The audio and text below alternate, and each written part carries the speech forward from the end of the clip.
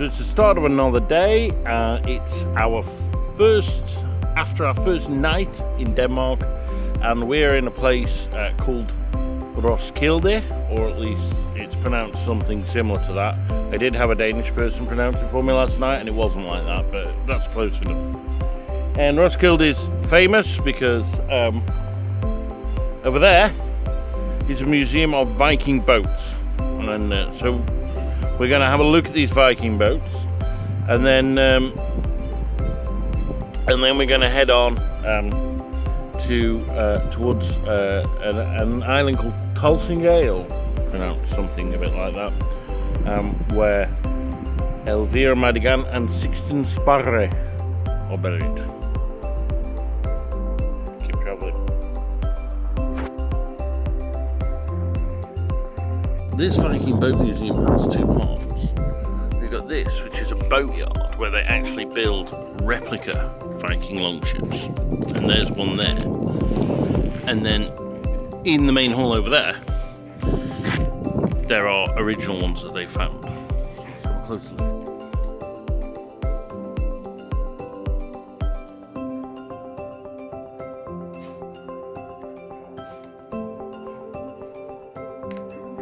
So they found a boat in a burial, and this is a replica that they made in this workshop. That's pretty cool.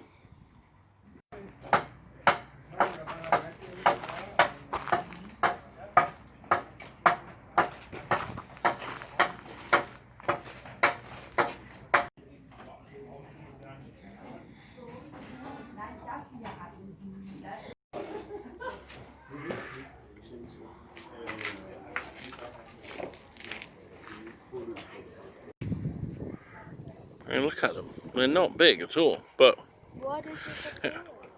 well, I mean, they manage. So we're now in the museum itself, and these are the Viking boats that the whole museum's about. So there are 5 of them in total. They are in various degrees of preservation. They're not as well preserved as the ones I saw in Norway, but I mean, there's quite a lot left of that one and that one, though the long ship over there is almost completely disintegrated. What happened is Roskilde was a Viking capital at the time, and this is Roskilde Fjord, which I think is why they've left this big window here so you can see what happened. And another group of Vikings attacked Roskilde, and to defend it, because it wasn't a walled town, they built a barrier across the sea, and then they went out with their small ships to meet the enemy, and then plugged the gaps with these. So these were like old ships that they then scuttled by weighing them down with stones, and so 5 of them plugged a gap, and those are what we have today. They are all quite different. Sadly, the most spectacular ship is that long ship over there, and there's very little left of it, and that was an Irish built, a Dublin built warship. There's also a smaller warship, which was, I think, that one over there. These were trading vessels. Yeah, that's why they're wider. They don't need to be as fast. They need to carry more. And the small one over there is a fishing vessel. But even that came from Norway. And the Norwegian ones, the chap was telling me, were made of pine, because oaks don't grow very well there. But the more local ones are made of oak. So I think this is an oak one, and the Dublin one is made of oak. So there we are. It's pretty amazing. So this is the reconstruction they made of the longship, and this reconstruction they actually sailed to Dublin and back. You would have to bring some long-lasting foods that doesn't need to heat up. So dried stuff. So we're now in the cafe of the Viking Museum, and all the ingredients they use are ones Vikings ate. So Thomas like a chicken sandwich, which is a monster, and I've got this halibut, smoked halibut one. Nice. So we're now in the centre of Roskilde. It's a really beautiful old square in front of the cathedral. which is here. This door's closed, I don't know about the others.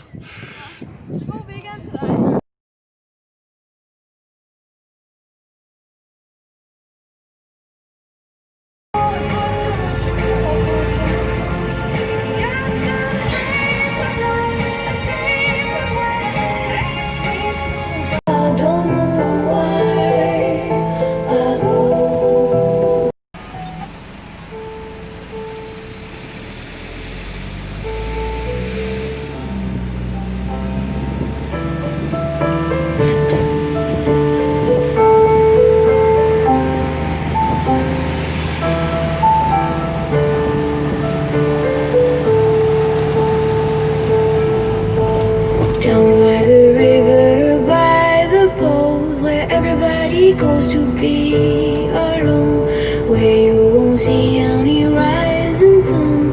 Down to the river we will run. This is so different from the By bridge. the water we drink to the dregs. Look at the stones on the river bed. I can tell from your eyes you never been by the riverside.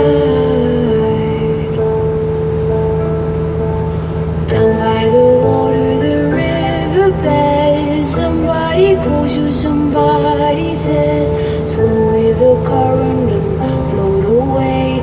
Down by the river every day. Oh my God, I see how everything is torn in the river deep.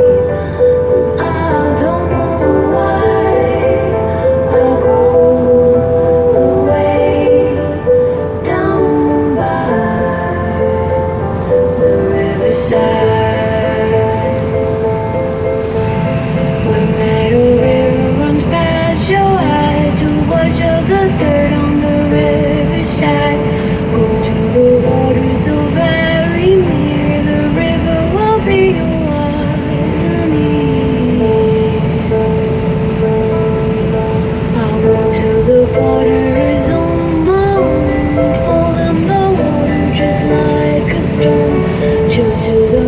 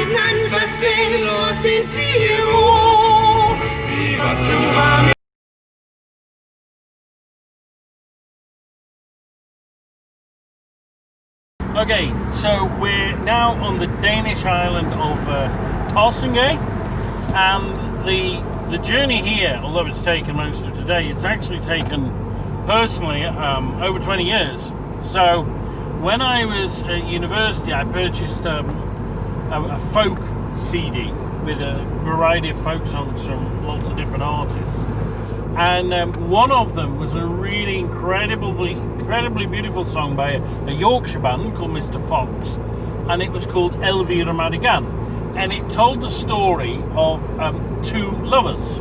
He never names the other one in the song. His name is Sixten Sparre, but they were two lovers who in 1889, he was an officer in the Swedish army and she was a tightrope walker in the circus, and they fell in love and they ran away together. So he deserted from the army, left his wife and his children, and she left the circus, and they went off to this island in Denmark, and they basically lived in romantic bliss. But of course they were being chased because it's illegal to desert from the army, and they rapidly ran out of money, and in the end they both spent their last pennies on a picnic, and they went out into the forest. They had this picnic and then shot each other in a suicide pact. And at the time, romanticism was, of course, very powerful as an idea, and people saw them as a modern day embodiment of Romeo and Juliet or other such lovers. And so this myth, this kind of cult grew up around them, and I just thought it's an absolutely tragic but really beautiful story. And in 1967 a film was made by a Swedish director, and it was a really beautiful film. It was the kind of film you would expect to be made in the 60s with all the soft colours. It was a bit hippie-ish. It was great. And indeed, they had a soundtrack from Mozart that became so famous now, that piece of music, everyone refers to it as the Elvira Madigan Concerto. And what we're doing today is we are going to their graves, because I've wanted to go there for 20 years, and we're going to lay some flowers on the graves, and then perhaps later we will go to the spot where they shot each other and pay our own tribute. So, But that is in for about later. 5 miles that direction is Landit, which is where, in the churchyard, is where they are both buried. Thank you.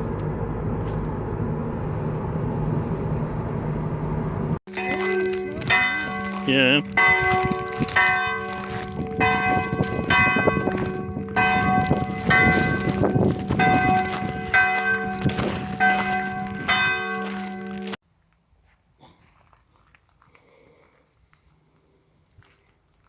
How are you doing?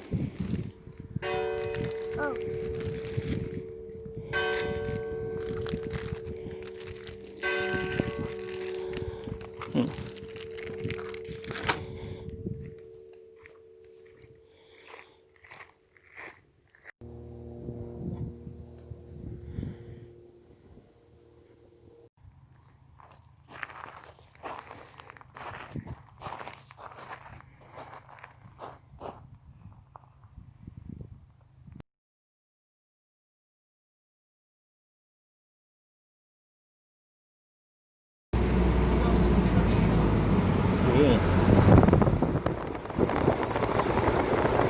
So we're now going off to find the site where the two tragic lovers committed their suicide pact.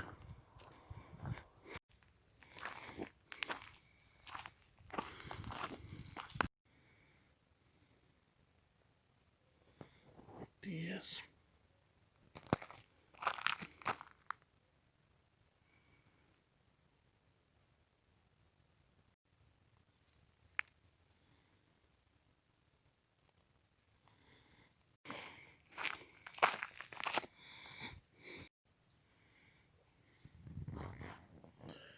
So we are now at the spot where Elvira Madigan and Sixten Sparre committed suicide, and what we thought we'd do to kind of mark the fact that we've come here and mark what happened at this spot is we want to do our own recreation of the suicide pact. Now, I've got a beard, and Sixten Sparrow, well, he did have a beard, but he shaved it off, but I'm going to be Sixten Sparrow. And so Thomas is going to be Elvira Madigan, and he's got an outfit to look convincing. Elvira Madigan had blonde hair, so Yeah. I tried to go for that one. Yeah, and she was also Scandinavian. Yeah. And that's quite a Scandinavian look you got on. Just to replicate it, like to show it. Yeah, and also obviously there was a pistol. Now we're not sure What kind of pistol it was, it may not have been one of those, but it may have been. but we found this pistol, and we think it may have been the one which was used. We don't know though. No, but a bit of artistic license here. So okay, so let's go.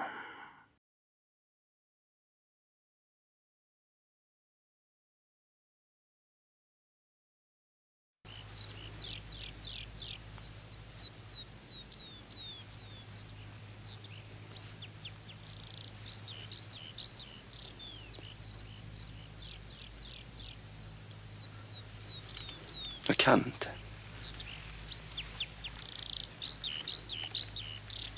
Du måste. Jag kan inte. Du måste. I can't. You must. I can't. You must. Kan inte. You must. I can't. You must. I can't. You must. I can't. You must. You must. You must. I can't. I can't. I can't. You must. I can't. You must. You must. You must. You must. I can't. You must. I can't. You must. I can't. You must. I can't. You must. You must. You must.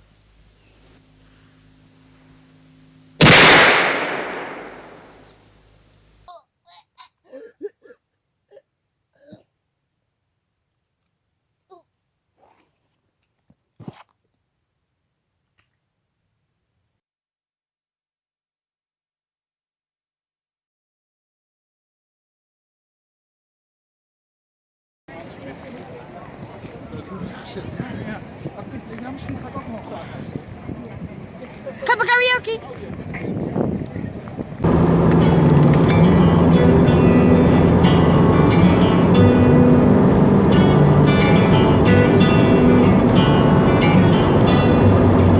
Here was a circus girl who walked the tightrope bravely. She travelled through Europe and she knew what men were for. He was in the cavalry, wore green upon his chimney. A handsome bearded horseman who had never been to war. You would say if you met them they were golden-eyed children. For the one thing they wanted, they gave up health and fame. God help Elvira, and God help her lover, and God help anyone who tries to do the same.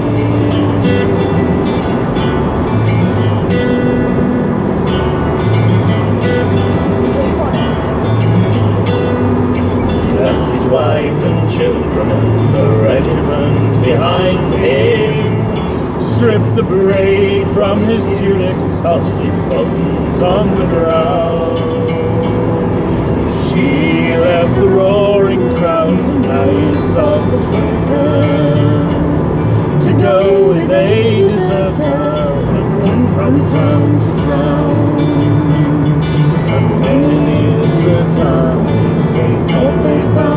safety, a room to love and shelter from the wind and the rain. But a knock on the door or a face at the window, and many is the time they were on the move again. You would say if you met them they were golden-eyed children. For the one thing they wanted, they gave up health and fame. God help Elvira, and God help her lover, and God help anyone who tries to do the same.